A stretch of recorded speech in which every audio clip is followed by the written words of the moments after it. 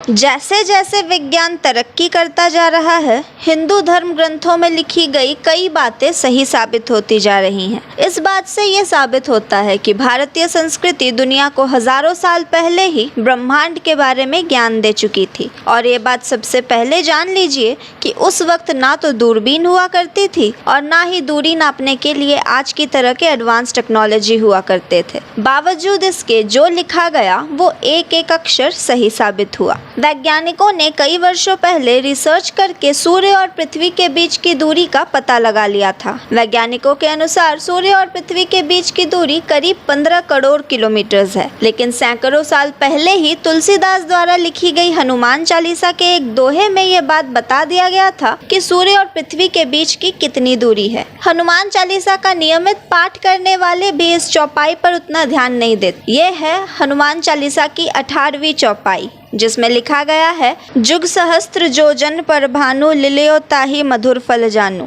जिसका अर्थ है, हनुमान जी ने एक युग सहस्त्र योजन की दूरी पर स्थित भानु यानी सूर्य को मीठा फल समझकर खा लिया था। आइए अब इसे कैलकुलेट करते हैं। सबसे पहले समझेंगे जुग। जुग यानी युग, और युग होता है 12,000 वर्षों का। एक सहस्त्र यानी 1000 और एक जोजन यानी 8 मील, और भानु यहाँ पर सूर्य को कहा गया है। अब युग, सहस्त्र और जोजन, इन्हें अगर हम गुना करें तो भानु यानी सूर्य की दूरी मिलेगी। तो 12,000 युग गुना 1000 गुना 8 मील होता है 9 करोड़ 60 लाख मील। अब एक मील में होते हैं 1.6 किलोमीटर। तो 9 करोड़ 60 लाख को अगर हम गुना करें 1.6 से तो हमें मिलता है 15 करोड़ 36 लाख किलोमीटर। इसी के आधार पर गोस्वामी तुलसीदास ने यह बता दिया था कि सूर्य और पृथ्वी के बीच की दूरी लगभग 15 करोड़ किलोमीटर है, जो कि सूर्य से पृथ्वी के बीच की प्रमाणिक दूरी है। इससे आप समझ ही गए होंगे कि हमारे और आपके पूर्वज हमसे और आपसे कितने ज्यादा एडवांस थे। इस तरीके से अगर हम अपने वेदों और पुराणों और धर्म ग्रंथों की तह तक जाएं तो ना जाने कितने अनसुलझे सवालों के जवाब मिल सकते हैं। आपकी क्या राय है, हमें कमेंट्स में बताइए और सब्सक्राइब कीजिए धर्म संवाद को। मैं हूं तमश्री,